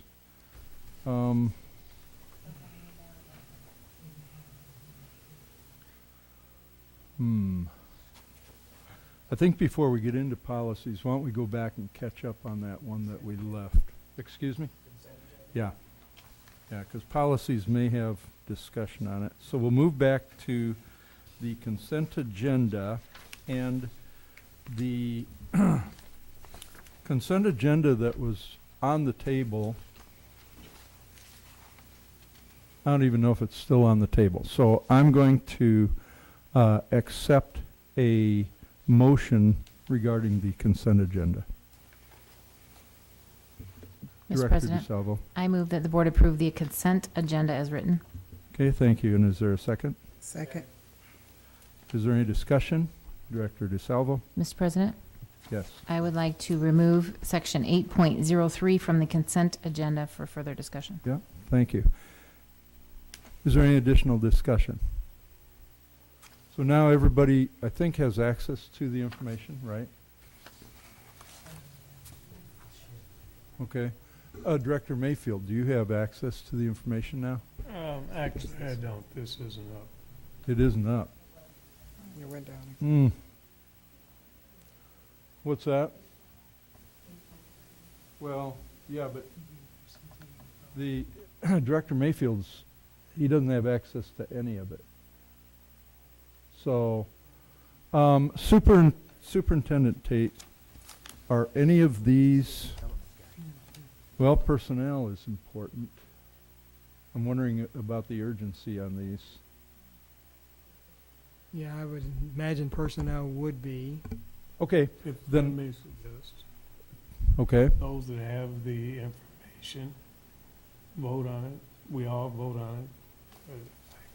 Pat, it's not a problem. right, you would abstain if you'd Yes. like, yeah. So I think we'll continue on with those of you that want to vote. Is there any additional discussion on the consent agenda, which right now is 8.01, 02, excuse me, 04 and 05, and 8.03 has been removed from the consent agenda and will be addressed immediately following the consent agenda. Any other discussion? All right, call for the vote. Director DaSilva? Yes. Director Hayes? Yes. Director Potts? Yes. Director Mayfield? And I abstain. Director Gosa? Yes. And my vote is yes. Motion carries. Thank you. Now may I have a motion regarding 8.03? Director DaSilva. Mr. President, I move that the board accept the administration's recommendation to approve the contract for section 8.03. Thank you. Is there a second? Second. Is there any discussion? Okay, so. Director DaSilva. So I'm looking at this contract and I'm trying to figure out the dates. It appears like half of it's done and half of it is coming the end of May. Yes. Okay. Yep, so we invited this gentleman in for our career technical education leaders and teachers. So he's done half of it, and apparently reading the memo, it appears it's going to cost more than originally planned. So that's what they're asking. And I think it says teacher quality funds will be That Yes, was my other yes. question. So that's, yes, he has come. He still has another visit to go. Okay, but And they're he's coming really out of. worth it. Yeah, he is. Okay, very good. That answers my question, then I'm good. Thank you. Any additional discussion? All right, we'll call for the vote on 8.03 contract for 30,000 TFS. Motion was made by Director DaSilva. What's your vote? Yes, sorry. It's okay. Director Hayes? Yes. Director Potts? Yes. Director Mayfield? Yes. Director Gosa? Yes. And my vote is yes. Motion carries. Thank you. Now we will resume our normal order. And we are into section 11.07, approval of policies. May I have a motion? Mr. President, Director Hayes. I move that the board approve the policies as there are some changes here as they're written.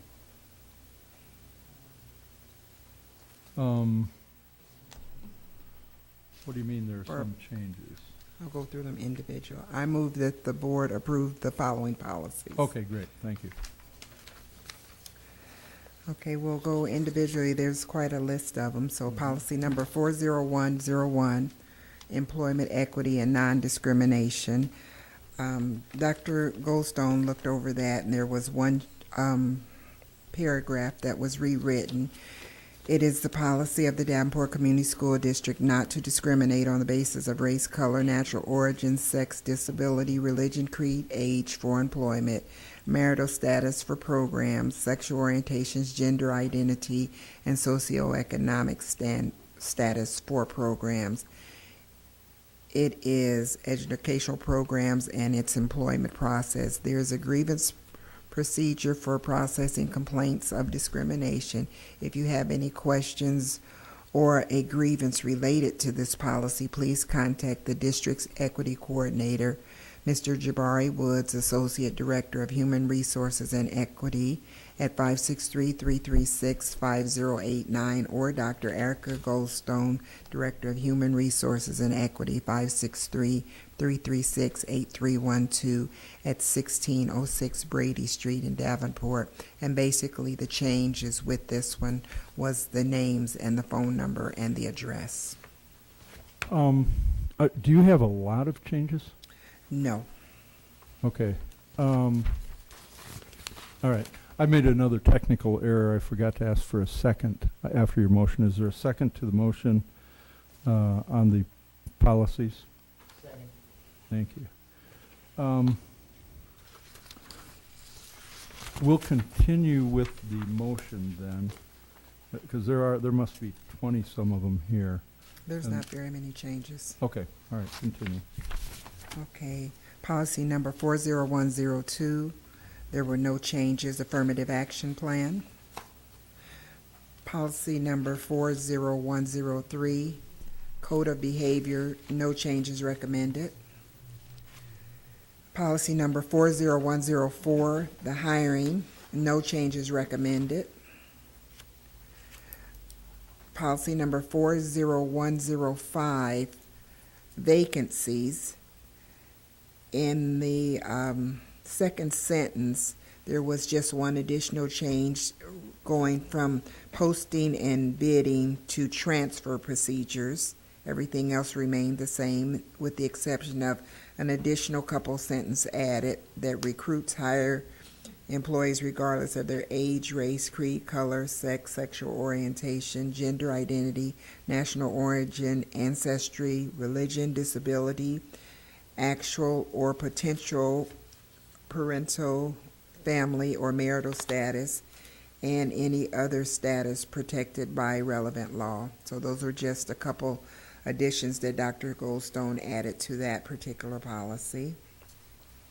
40106, there were no recommended changes. And the name of that particular policy was personnel records. In travel expenses and prospective job applicants, 40107, no recommended changes. 40108, new staff positions, no recommended changes. 40109, required forms, no changes recommended. 40110, employee medical examination, no recommended changes. 40111, final salary payment, no recommended changes. 40112, workers' compensation. There was a slight change in the second sentence, in accordance with applicable laws in state of Iowa, the I and N was capitalized, so now it's lowercase. In 40113, there were no recommended changes for liability insurance. In 40114, there were no recommended changes for life insurance. 40116, no recommended changes for medical insurance. 40117, no recommended changes for unemployment insurance. 40118, no recommended changes for bonding. And 40120, no recommended changes for suspension, demotions, or dismissals. 40121, no recommended changes for tax-sheltered annuities. 40122, IPRS contributions, no recommended changes. 40123, private use of public property, no recommended changes. 40124, resignation notices, no recommended changes. 40125, no recommended changes for accrued yearly vacation. 40127, no recommended changes for resignation of service of employees. 40129, no recommended changes for expressions of caring and concern. 40134, no recommended changes for public office, campaigning, and serving. 40138, no recommended changes, with the exception of one slight extraction here for nepotism. Previously, there was a note here that previously called hiring and assignment of family members. That was removed and just stated for nepotism. For 40139, no recommended changes, the dental and vision insurance. 40141, no recommended changes for communicable disease employees. 40142, there was a revision of the paragraph for anti-harassment policy for employees, and it was changed to, it is the policy of the Davenport Community School District not to discriminate on the basis of race, color, natural origin, sex, disability, religion, creed, age from employment, marital status for programs, sexual orientation, gender identity, and socioeconomic status for programs, and its educational program and its employment practices. There's a grievance procedure for processing complaints of discrimination. If you have any questions of the grievance related to this policy, please contact the district's equity coordinator, Mr. Jabari Woods, Associate Director of Human Resources and Equity, at 563-336-5089, or Dr. Erica Goldstone, Director of Human Resources and Equity, at 563-336-3805 at 1606 Brady Street, Davenport, Iowa. And that was basically for uniformity. As you notice in another change, it was the exact same paragraph that was added.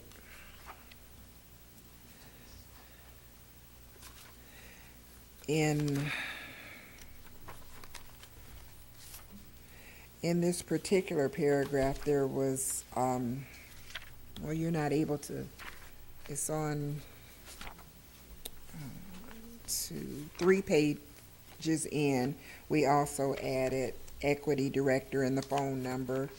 And in addition to the human resources director, it was also added, or the designee. There's a link available on the next page that you can look that information up. And on the following page, under corrective actions, and or designee was added for human resources director.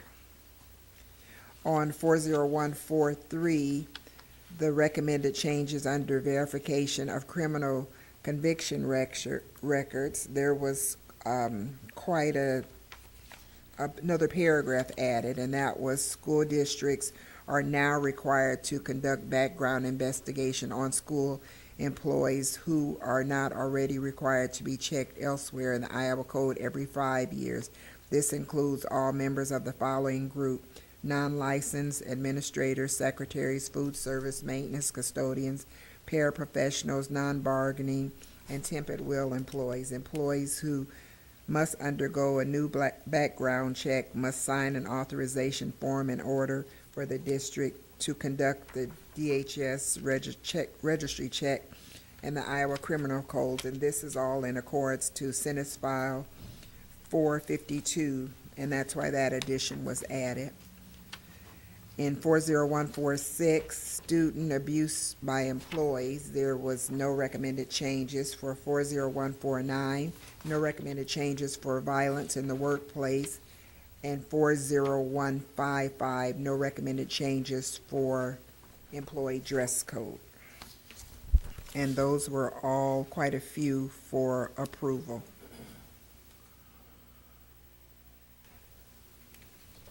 Thank you. Thank you.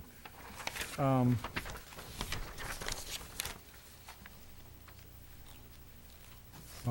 okay.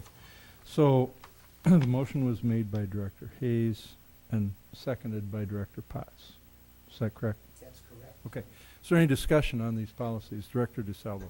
I have a question about 401.42. First of all, there's a typo. Employment is spelled wrong. Then I question why we're putting specific staff member names in there. I didn't the Required name. Not even you for can't just human put race- title or. No. Oh, okay. That answers it. Seems kind of strange to me, but. I'm sorry, I inadvertently left out 40126, which was a revision. Oh, that's in discussion, I'm sorry. Okay. Is there any additional discussion on these motions? I'm Director, or policies? Director DaSilva. I'm kind of hung up on because in some places we talk about we don't list their name. Is it only that section that requires the name be listed? Well, there were two sections that were right, added but the other here. one didn't have. I looked at that one. I thought perhaps it's both, but there was another section that didn't. Yeah, it did. That's 40101, but then when we got later into 40142, then it just has equity director or human resources director, but I suppose since it's mentioned earlier in that policy, they're not requiring it again. Just seemed odd to me, but if you're saying it's a law, then I guess we have to. And Dr. Goldstone's not here, but we went over those, and I know she had mentioned that a lot of the changes were related to the Senate file Okay. that she made, and they were code, nothing that we could do about it. Okay. Thank you. Any other discussion?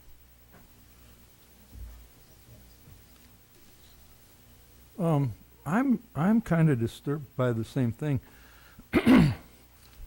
And in a policy, I'm just wondering, and you said it was Senate File 452, and I wondered whether it was passed, whether it was just a file, but calling out specific people's names in a policy, if we change positions next week, we're going to have to change the policy. That's correct. And that seems overbearing, I think, by our state government to say that that's what you got to do.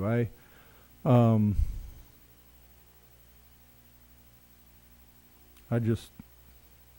you need to know who to contact if you have a problem. But in a policy statement is quite different from a like a rules and regulations. Mhm. And we have titles, we have phone numbers, but I think I'm just uncomfortable putting names in there. So Well, we can take it back if necessary, but that's the information that she gave us, Mary. go ahead. What are you saying? I remember when you specifically saying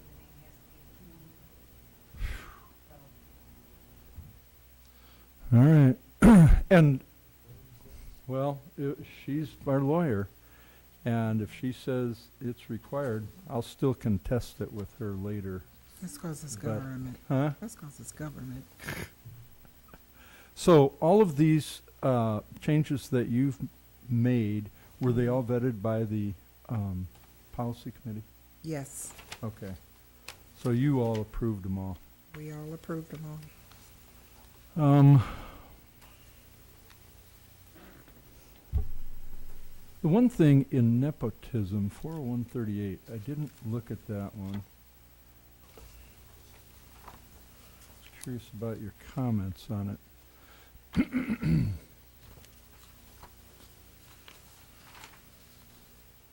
It was previously called hiring and assignment of family members. Oh, okay, it was just the title. Mhm. All right. Thank you. Mhm.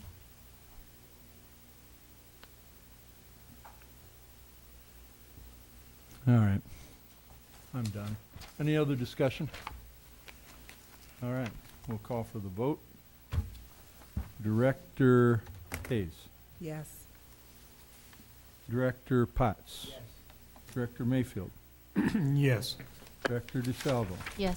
Director Gosa. Yes. And my vote is yes. Motion carries. Thank you. We're done with our action items. We've only got one discussion item. Director Hayes is pretty short. Mhm. Let's keep moving forward then. Okay, for discussion, we have policy number 40126. And Bill Schneeden took a look at this one for activity athletic passes, previously called the Gold Pass, so that was a name change. And secondly, down in the employee ID portion of it, the pass was previously given to district employees, their spouses or significant other, and 2 children, ages 12 years and younger. And now it will only be given to district employees. And the name will be called Activity Athletic Pass versus Gold Pass. Why don't you lead the discussion? Any questions or any discussion? Any, Director DaSilva? I know we've talked about this before, and I'm assuming it's to help our athletic funding and that we're going to make spouses pay, so, okay, thank you. Anything else? Director Johnson? I didn't catch what Director DeSalvo just said, but I was curious what the rationale was to not allow their spouses or significant others in on the pass. Dr. Tate? We believe that some people will still bring them into the games with pay. It's a $60,000 saving as part of our Vision 2020 savings. How did we calculate 60,000? I couldn't tell you. Any idea? Director DeSalvo? They track it. I mean, when you enter yeah, they give you a separate ticket. So the whether it's at an individual school or a common event like at Brady Street, they track how many. It's a different colored ticket, so they know how many are coming in under that. Yeah. Revenue. I understand. I just don't like it, but I support it.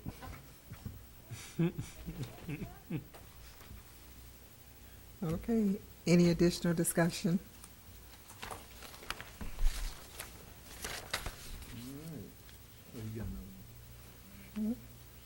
Oh, 30301. I don't have that one. Is 30301 the one we are not going to review? Okay, thank you. All right. Okay, well, we'll move on then. Any administrative reports? Is Gary Sloat hiding back there anywhere? I can't see him. Then I have none. Okay, thank you. Are there any board requests? I don't see any in my paperwork here. Anybody have any? Okay, great. Then I would accept a motion to adjourn. So moved. Is there a second? All in favor say aye. Aye. This meeting is adjourned.